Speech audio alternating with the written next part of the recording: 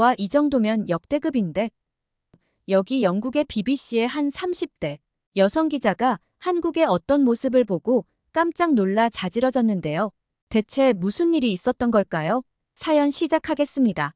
안녕하세요. 저는 BBC에서 근무하고 있는 소피아라고 합니다. 저의 이야기는 어릴 적부터 시작됩니다. 저는 영국에서 한국인 어머니와 영국인 아버지 사이에서 태어났습니다. 흔히 말하는 혼혈인 것이죠. 학창 시절, 저는 적응이 무척 힘들었습니다. 1990년대 영국은 지금처럼 다문화가 활발하지 않았고, 특히 아시아계 학생들은 눈에 띄게 차별을 받았죠. 제 또래 친구들은 제가 먹는 김밥이나 어머니가 싸주시던 도시락을 보고 역겹다며 놀리곤 했습니다. 심지어 어떤 선생님들은 제가 영어를 잘하는 것을 신기해하면서도 제 성적이 좋으면 아시아인들은 공부밖에 모른다는 편견 어린 말을 하곤 했죠. 다행히 저희 학교에는 아시아에서 온 친구들이 있어서 그나마 위안이 되었습니다. 우리끼리 모여 점심을 먹고 서로의 고민을 나누면서 버텨냈죠. 하지만 그런 우리들의 모습을 보고 다른 학생들은 왜 자기들끼리만 어울리냐며 비난했습니다. 우리를 받아주지 않으면서 우리가 살아남기 위해 만든 작은 공동체마저 비난하는 아이러니한 상황이었죠. 이런 경험들이 제게는 큰 상처이자 동시에 동력이 되었습니다. 저는 커서 이런 불합리한 차별을 세상에 알리고 싶었고, 그래서 기자의 꿈을 꾸게 되었죠. 특히 BBC는 제가 어릴 때부터 동경하던 방송사였습니다. 전 세계의 이야기를 가장 공정하게 전달하는 곳이라고 생각했거든요. 그리고 마침내 그 꿈을 이뤄 BBC에 입사하게 되었습니다. 벌써 근무한 지가 12년 차입니다.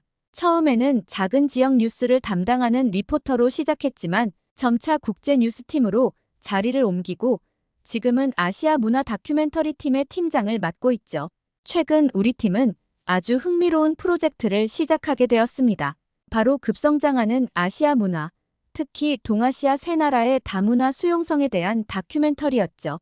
한국, 중국, 일본 이 세 나라는 역사적으로나 문화적으로 매우 밀접하면서도 각자 독특한 특성을 가지고 있습니다.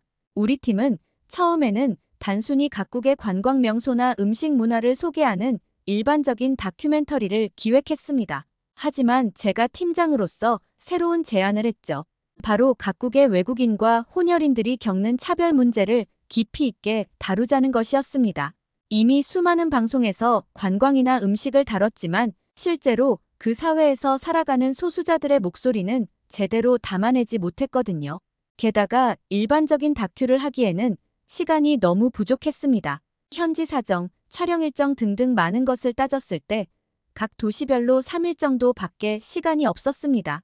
그래서 일반적인 촬영은 다 포기했고 외국인과 혼혈인들이 겪는 실제 차별의 문제를 깊이 있게 다뤄보자는 쪽으로 진행했습니다. 특히 저는 세 나라의 차이점에 주목했습니다. 중국은 56개 민족으로 이루어진 다민족 국가이면서도 한족 중심의 문화가 강하게 작용하고 있죠.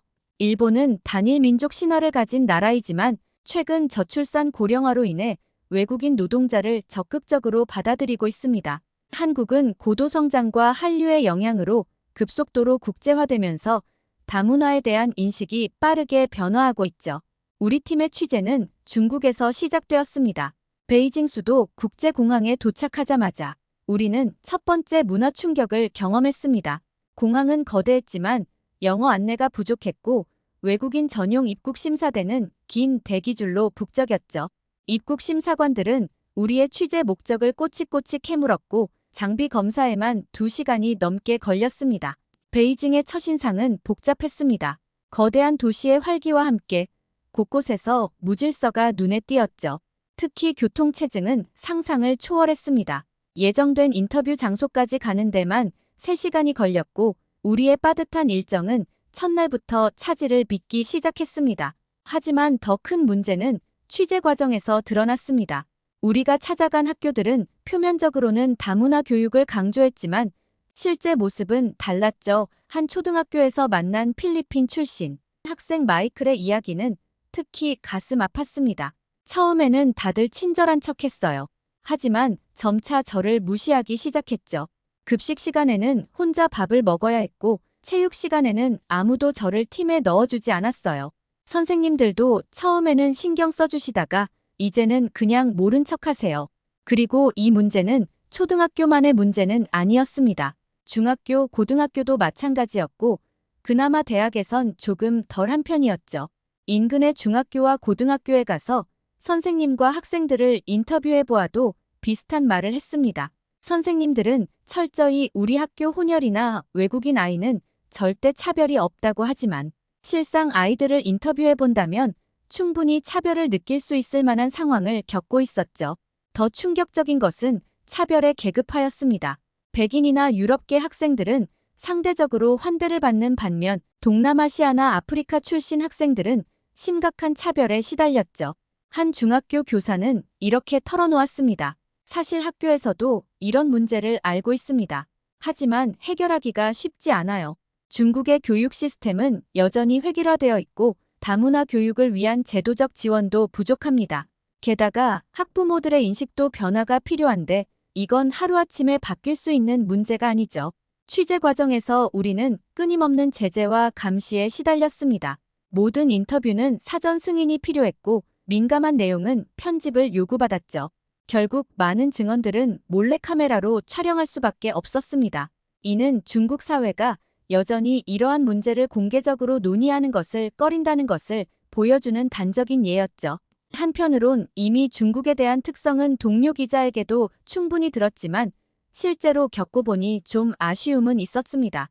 그러면서도 과거보다 엄청난 발전을 한 모습은 인상 깊긴 했습니다. 다음으로 우리는 일본으로 향했습니다. 우리 팀은 사실 일본을 가장 기대했습니다. 일본을 다녀온 다른 팀장에게 물어봐도 일본은 친절과 여러모로 인상 깊었다며 추천한다고 했었죠. 나리타 공항에 도착하자마자 느껴지는 분위기는 확연히 달랐습니다. 깨끗하고 정돈된 환경, 친절한 직원들 하지만 이것은 표면적인 것에 불과했죠. 일본의 오모테나시라는 환대 문화는 유명하지만 이는 어디까지나 손님을 대하는 태도입니다. 실제로 일본 사회에 정착하려는 외국인들은 전혀 다른 현실에 직면하게 되죠. 도쿄의 한 초등학교 교장 선생님은 이렇게 설명했습니다.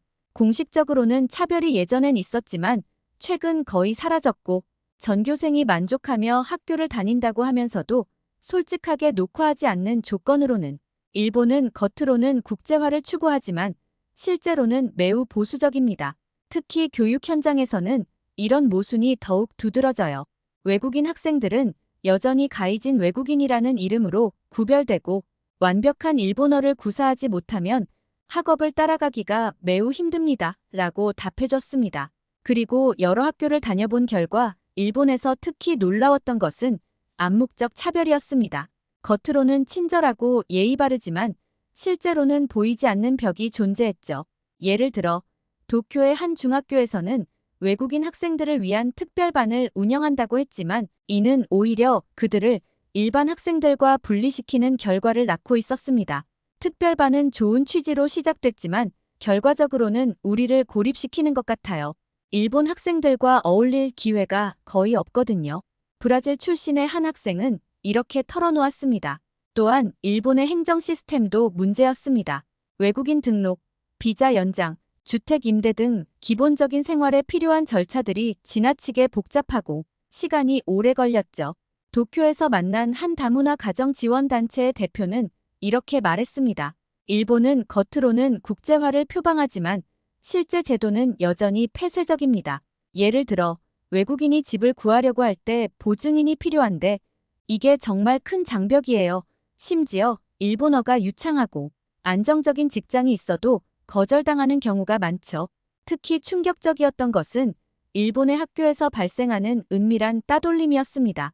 이지메라고 불리는 일본의 따돌림 문화는 외국인 학생들에게 더욱 가혹했습니다. 직접적인 폭력이나 욕설 대신 무시하거나 대화에서 제외시키는 방식으로 이루어져 증거를 남기지 않으면서도 피해자에게 깊은 상처를 주었죠.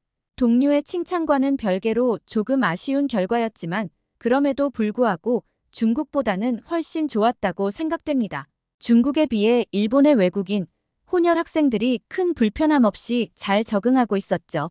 사실 그것도 중국에 비해 잘 적응한다는 거지 아직까진 발전이 더 필요해 보였습니다. 그렇게 우리는 일본에서의 일정을 마무리하고 마지막 한국으로의 일정을 시작했습니다. 이윽고 우리 촬영팀은 한국을 방문했을 때 정말 놀라운 경험을 하게 됩니다. 우선 인천국제공항에서부터 달랐습니다. 외국인 전용 입국 심사대는 물론 다국어 안내 시스템이 잘 갖춰져 있었고 심사 과정도 신속하면서도 친절했죠. 더 놀라웠던 것은 행정 시스템이었습니다.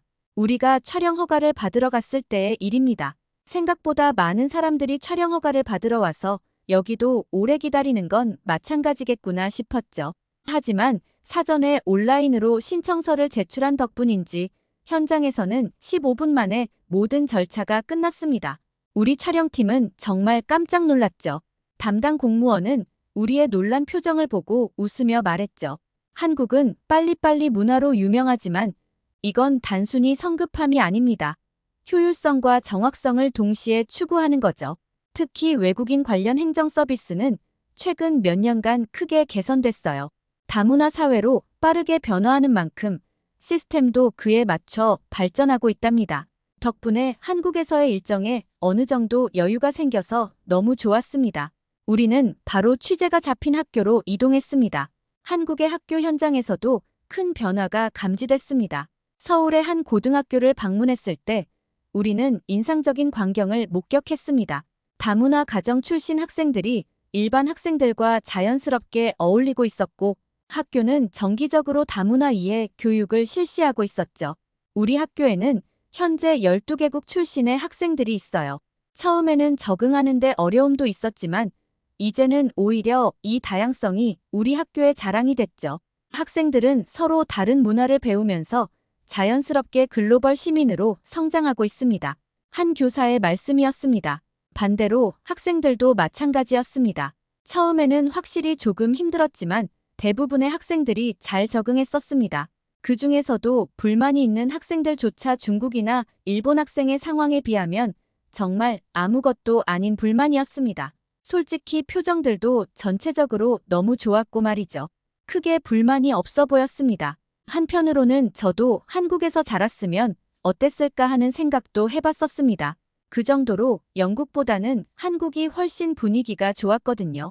특히 인상적이었던 것은 한국의 체계적인 다문화 지원 시스템이었습니다. 각 구청마다 설치된 다문화 가족지원센터는 단순한 행정 지원을 넘어 실질적인 도움을 제공하고 있었죠. 언어 교육은 물론 취업 지원, 문화 적응 프로그램, 자녀 교육 상담까지 말 그대로 원스톱 서비스였습니다. 정말 이 정도 시스템은 한국이 유일했었죠. 서울의 한 다문화 가족지원센터에서 만난 베트남 출신 어머니는 이렇게 말했습니다. 처음 한국에 왔을 때는 모든 게 낯설고 무서웠어요. 하지만 센터의 도움으로 한국어도 배우고 이제는 제 아이의 학부모 모임에도 당당히 참여할 수 있게 됐죠. 가장 좋은 건 비슷한 처지의 다른 어머니들과 만나 이야기를 나눌 수 있다는 거예요. 교육 현장의 변화도 주목할 만했습니다. 한국의 학교들은 다문화 학생들을 위한 특별반을 운영하면서도 일반 학급과의 통합 교육을 적절히 병행하고 있었습니다. 이는 일본의 완전 분리나 중국의 방치와는 확연히 다른 접근법이었죠. 우리는 징검다리 교실이라는 프로그램을 운영합니다. 새로 온 학생들이 처음에는 특별반에서 한국어와 기초 과목을 집중적으로 배우다가 점진적으로 일반 학급에 통합되는 방식이에요. 이렇게 하면 학생들이 받는 스트레스도 줄고 자연스러운 적응이 가능하죠. 서울의 한 중학교 교감 선생님의 설명이었습니다. 더욱 놀라웠던 것은 한국 학생들의 태도였습니다. 중국이나 일본에서는 외국인 학생들을 다른 존재로 보는 시선이 강했지만 한국의 학생들은 훨씬 자연스럽게 받아들이는 모습이었죠. 처음에는 저도 걱정했어요. 하지만 친구들이 제 서툰 한국어를 웃기다고 하면서도 도와주려고 했죠. K-팝이나 한식을 좋아한다고 하니까 더 친해졌고요. 이제는 제가 우리나라 음식을 가져오면 서로 나눠 먹으면서 문화 교류를 한답니다. 몽골 출신의 한 고등학생의 이야기였습니다. 물론 한국도 완벽하지는 않았습니다. 여전히 일부 보수적인 시각이 존재했고 제도적으로도 개선이 필요한 부분들이 있었죠. 하지만 중요한 것은 변화의 속도와 방향이었습니다. 한국은 빠르게 변화하는 사회예요. 다문화에 대한 인식도 마찬가지죠. 10년 전만 해도 다문화라는 말 자체가 생소했지만 지금은 자연스러운 일상이 되어가고 있어요. 특히 젊은 세대들은 문화적 다양성을 당연하게 받아들입니다. 한 사회학 교수의 분석이었습니다. 이러한 변화의 배경에는 한국 사회의 특성이 있었습니다. 급격한 경제 성장을 이루면서도 전통적 가치를 지켜온 경험, 그리고 세계화 속에서 자국의 문화를 성공적으로 알린 한류의 영향력. 이러한 요소들이 조화롭게 작용하면서 개방적이면서도 정체성을 잃지 않는 독특한 다문화 수용 모델을 만들어내고 있었죠. 새 나라의 현장 취재를 마치고 영국으로 돌아온 우리 팀은 곧바로 편집실에 모였습니다. 수백 시간의 촬영 분량을 어떻게 하나의 다큐멘터리로 만들 것인가? 그것이 우리의 가장 큰 고민이었죠. 특히 어려웠던 것은 균형을 맞추는 일이었습니다. 취재 결과만 놓고 보면 한국의 시스템이 가장 앞서 있는 것은 분명했지만 단순히 한 나라만 부각시키는 것은 공영방송의 제작 원칙에도 맞지 않았고 시청자들에게도 설득력이 떨어질 수 있었죠. 우리가 만들려는 건 단순한 비교가 아니라 아시아의 변화하는 모습을 보여주는 거예요. 각 나라의 장점과 발전 가능성에 초점을 맞추면 어떨까요? 그 한 팀원의 제안이 편집 방향을 결정했습니다. 그래서 우리는 중국의 경우 거대한 영토와 다양한 민족, 구성 속에서도 통합을 이뤄내려는 노력을, 일본의 경우 전통적인 폐쇄성을 극복하고 국제화를 추구하는 움직임을, 그리고 한국의 경우 빠른 적응력과 효율적인 시스템 구축 사례를 중심으로 다뤘습니다. 특히 인상적이었던 인터뷰들을 자연스럽게 배치했죠. 중국의 소수민족 학교에서 만난 열정적인 교사들, 일본의 다문화 교육을 위해 노력하는 시민단체 활동가들, 그리고 한국의 성공적인 다문화 가정 사례들. 이런 긍정적인 변화의 흐름을 담아내려 했습니다. 결과는 예상을 뛰어넘었습니다. 방송 직후부터 BBC 본사의 시청자들의 반응이 쏟아졌고 특히 온라인에서는 뜨거운 토론이 이어졌죠. 본부장님께서는 이런 관점의 다큐멘터리는 처음이라며 특별 포상을 해주셨고 심지어 국제 다큐멘터리 영화제 출품을 검토하자는 의견까지 나왔습니다. 시청률도 예상을 훨씬 뛰어넘었죠. 프라임 타임이 아닌 시간대였음에도 불구하고 BBC 다큐멘터리 중 최고 시청률을 기록했다고 합니다. 하지만 한편으로는 마음이 무거웠습니다. 취재 과정에서 만난 수많은 사람들, 특히 차별 때문에 눈물을 흘리던 어린 학생들의 모습이 자꾸 떠올랐기 때문입니다. 같은 하늘 아래, 같은 태양 아래 살아가는 우리가 왜 피부색이나 언어가 다르다는 이유로 서로를 차별해야 할까요? 물론 인간에게는 자신과 다른 것을 경계하는 본능이 있다고 합니다. 하지만 우리는 본능만으로 사는 존재가 아니죠. 이성과 교육으로 편견을 극복하고 서로를 이해하고 존중하는 법을 배울 수 있습니다. 그리고 그 변화는 이미 시작되고 있습니다. 특히 한국의 사례는 희망적입니다. 불과 몇십 년 전만 해도 단일 민족을 자랑스럽게 여기던 나라가 이제는 다양성을 포용하고 새로운 미래를 준비하고 있으니까요. 이것은 다른 나라들에게도 좋은 본보기가 될 수 있을 것입니다. 이제 저의 이야기를 마치려 합니다. 하지만 이것은 끝이 아닌 시작입니다. 우리 모두가 조금 더 열린 마음으로, 조금 더 따뜻한 시선으로 서로를 바라본다면 머지않아 차별 없는 세상을 만들 수 있지 않을까요? 그날이 올 때까지 저는 기자로서 이러한 변화의 목소리를 계속해서 전달하고자 합니다. 저의 이야기는 여기까지입니다. 다음 이야기를 바로 들려드리겠습니다. 아니 이게 정말 세계 최초라고. 여기 미국의 한 여성이 한국을 방문하여 깜짝 놀라 말을 잇지 못하고 있습니다. 그런데 이 여성은 무려 120만 명의 구독자를 보유한 인플루언서라고 하는데요. 이 여성이 한국에서 보고 놀란 것은 심지어 미국의 CNN까지 다루었다고 합니다. 대체 무슨 일이 있었던 걸까요? 사연 바로 시작합니다. 안녕하세요. 저는 미국에서 구독자 120만 명이 넘는 유튜브 채널을 운영하고 있는 제시카라고 합니다. 저는 세계 각국의 문화나 흥미로운 이슈들을 소개하는 영상을 제작하고 있고 또 화제가 된다 싶으면 실제로 그 나라를 방문해서 직접 영상을 촬영해서 콘텐츠를 제작하기도 하는데요. 여러 나라들을 소개하지만 특히 최근에는 한국과 관련된 콘텐츠가 미국에서 되게 조회수가 많이 터지기도 했고 또 한국에 방문하며 겪은 놀라운 경험들을 한국인 여러분들께도 알려드리고 싶어 이렇게 사연을 올려보게 되었는데요. 사실 저는 몇 년 사이에 한국이라는 나라에 엄청난 관심이 생겼어요. 그 이유를 설명하기 위해 우선 유튜버라는 직업에 대해서 먼저 설명을 좀 드려야 할 것 같은데요. 유튜브를 운영해 보신 분들은 아시겠지만 이 유튜브 작업이라는 것도 사실 엄청 고된 일이거든요. 주제 선정하려고 하루 종일 아이디어를 생각해내야 하고 그런 다음 또 어떻게 해야 시청자들에게 재미를 줄 수 있을지 고민하면서 공들여 대본을 작성해야 하고 그 다음은 또 영상을 재밌게 편집해야 하고 마지막으로는 이목을 끌 수 있는 썸네일 제작까지 정말 해야 할 것들이 많거든요. 아무튼 제가 한국이라는 나라에 관심을 가지게 된 이유를 설명하려다 보니 의도치 않게 한탄이 좀 길어졌는데요. 하여간 저는 이 쉽지 않던 유튜브 활동을 이어오면서 얼마 전부터 놀라운 현상 하나를 발견했어요. 유튜버로 활동하다 보면 최신 흐름이나 유행에 굉장히 관심을 기울이고 있어야 하고 시시때때로 빠짐없이 신경을 바짝 쓰고 있어야 하는데 여러분들도 아시다시피 언제부턴가 갑자기 한류 열풍이 굉장히 거세졌어요. 그래서 그런지 한국 관련 영상만 올렸다 하면 조회수가 다른 영상들에 비해 확실히 잘 나오기도 하고 또 한국 분들이 좋은 영상을 만들어 달라고 후원도 해주셔서 이렇게 열심히 만들게 되었습니다. 정말 신기했어요. 다른 영상들은 엄청 고민을 하면서 콘텐츠 제작을 해야 그나마 성과가 잘 나오는데 한국 관련 영상은 그냥 한국이라는 주제 자체로 일단 먹히고 들어가는 그런 느낌이랄까요. 물론 한국 영상도 대충 만들진 않고 열심히 만들긴 하지만 확실히 주제빨이라는 게 있다는 느낌을 많이 받고 했죠. 저만 해도 원래 구독자가 그렇게까지 많지 않았는데 한국 덕을 톡톡히 봐서 구독자가 엄청나게 늘었거든요. 아마 그때가 정확히 오징어 게임이 넷플릭스에 공개되었을 때부터였던 것 같아요.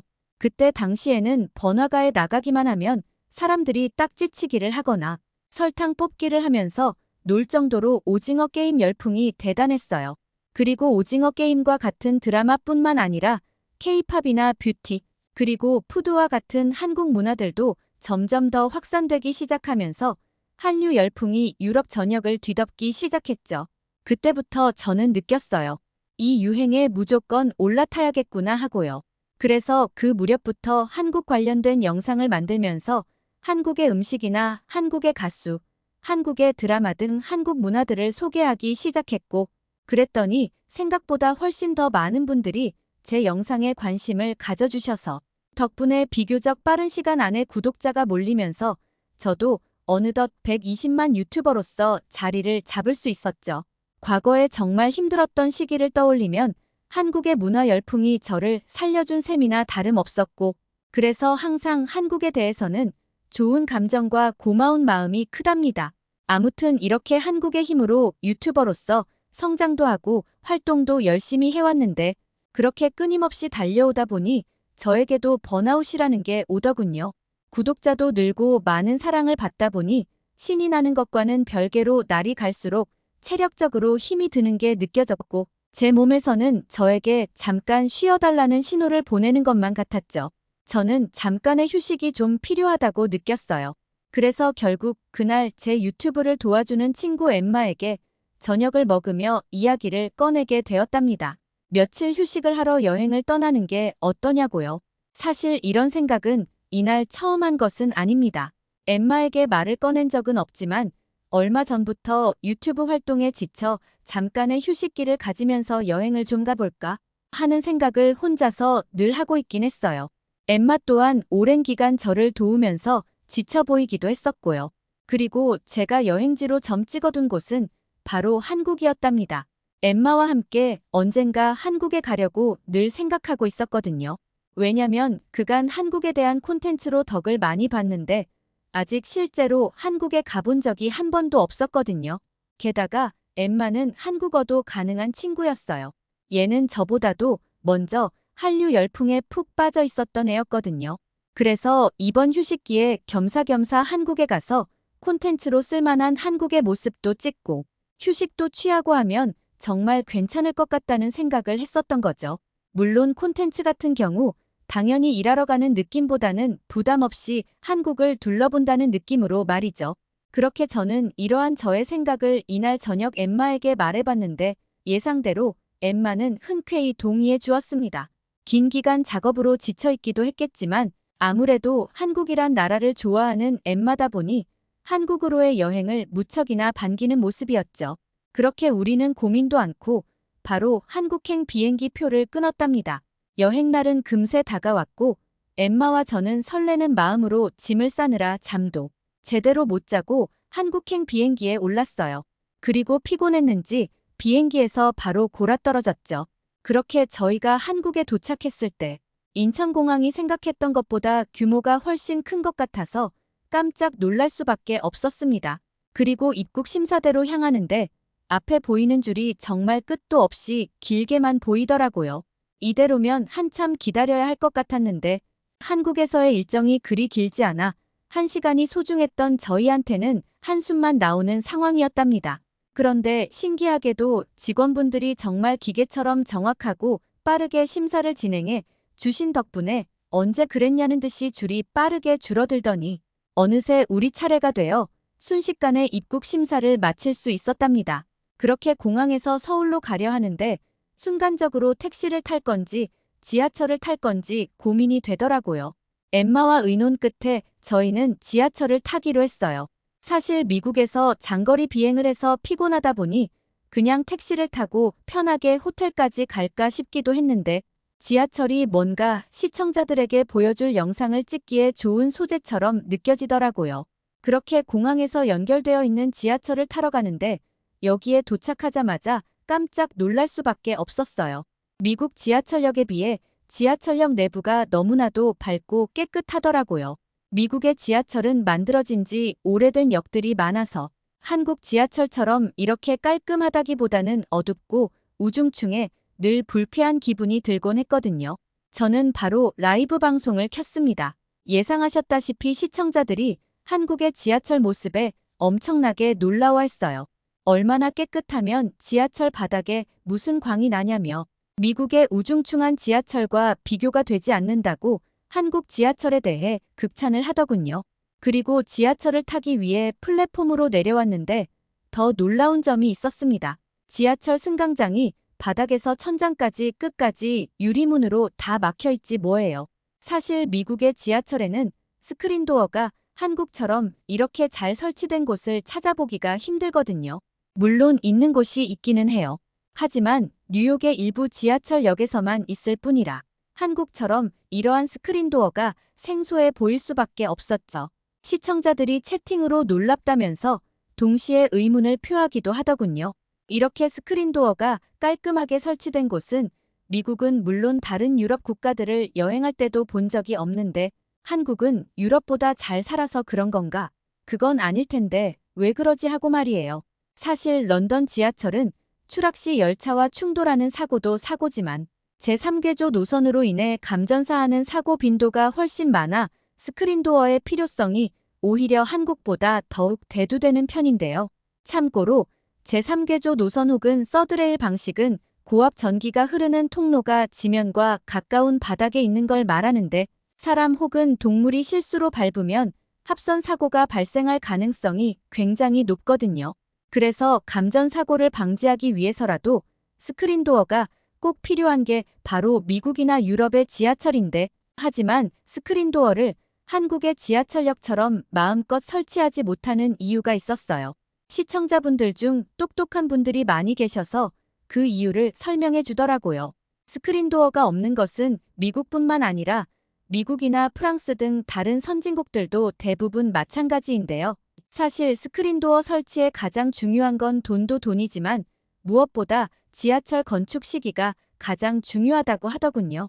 무슨 말이냐면 스크린도어를 설치하는 것이 단순히 도어만 설치하는 것이 아니라 천장 자체를 뜯어내서 아예 다시 건축하는 방식이거든요.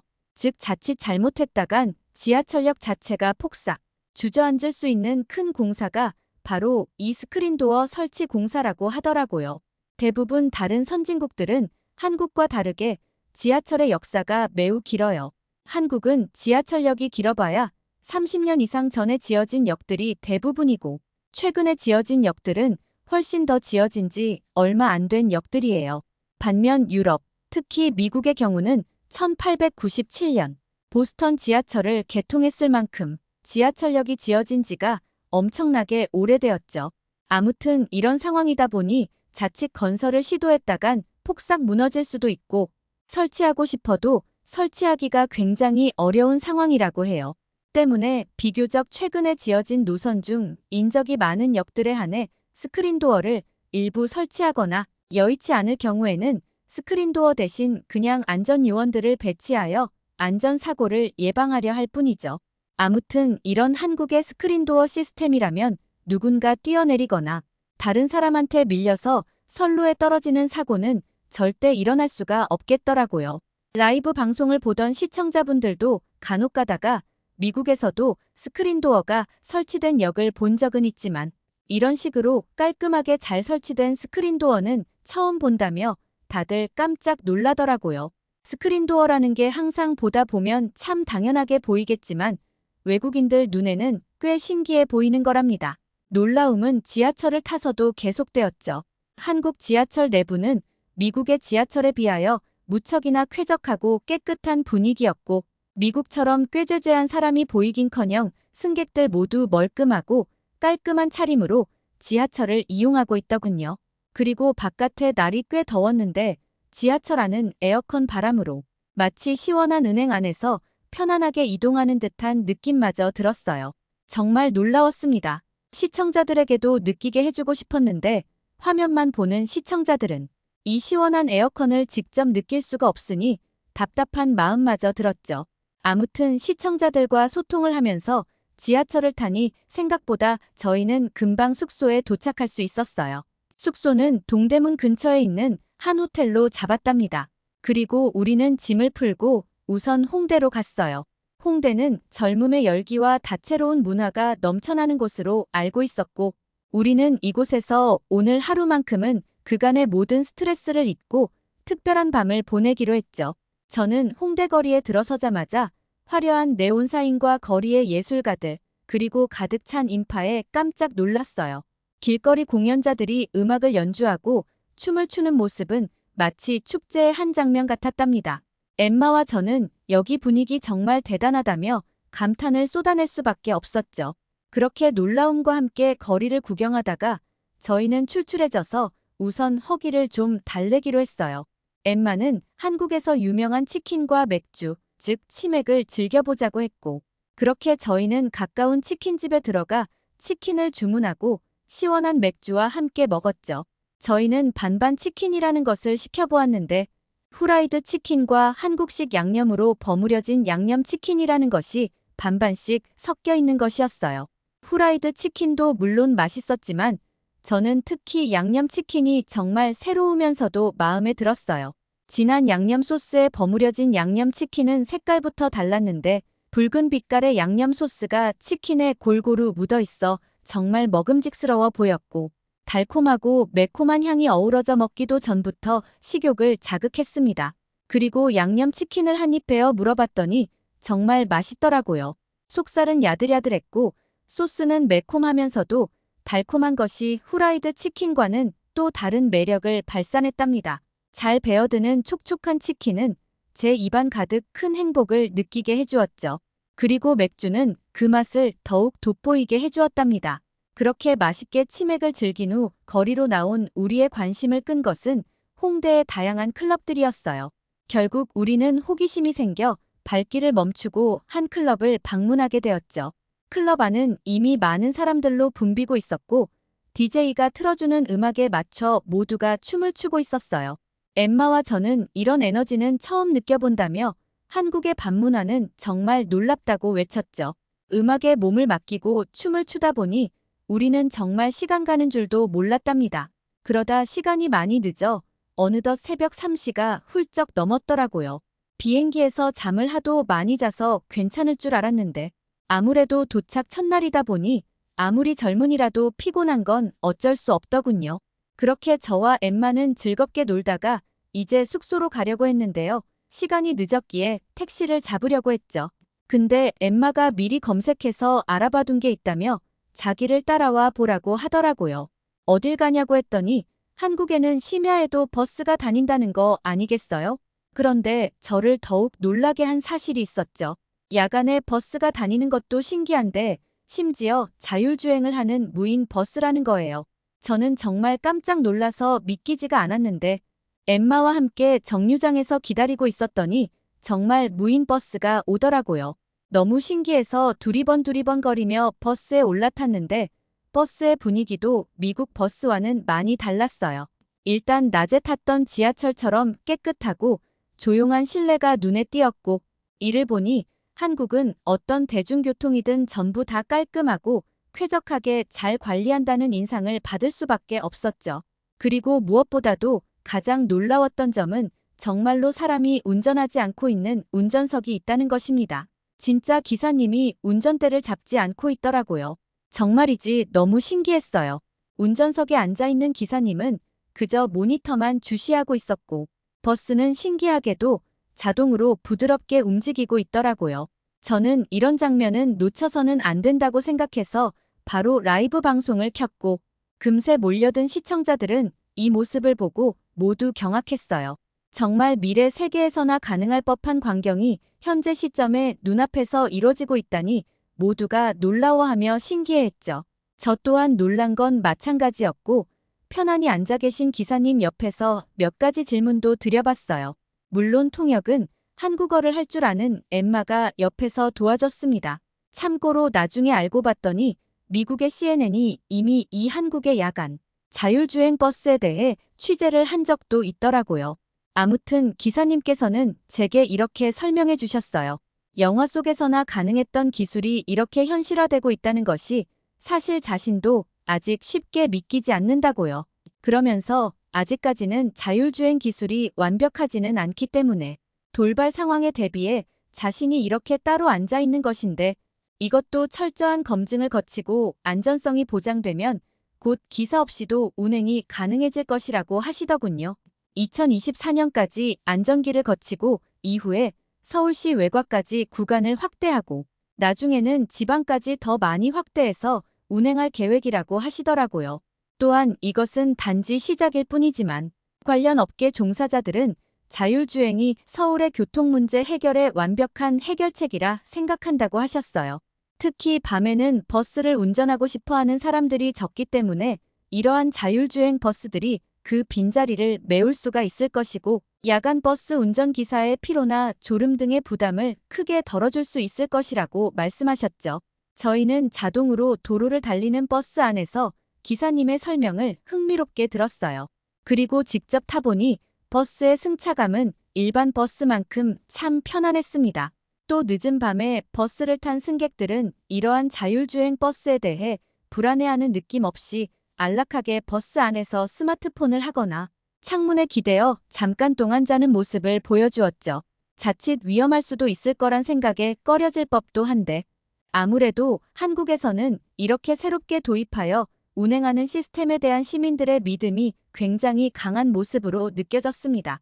그러한 믿음에 부응하듯 버스는 도로 위의 다른 차량들과 보행자들을 완벽하게 인식하여 반응하는 모습을 보여주었고 이를 지켜보던 제 구독자들 전부가 깜짝 놀랐음은 물론이고 저와 엠마 또한 입이 떡 벌어진 채 이러한 신기한 모습을 지켜볼 수밖에 없었어요.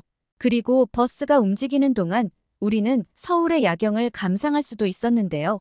아시다시피 미국에서는 밤이 되면 길거리가 한산해지는데 특히 이렇게 심야 버스가 운행하는 시간대에는 더더욱 말이죠.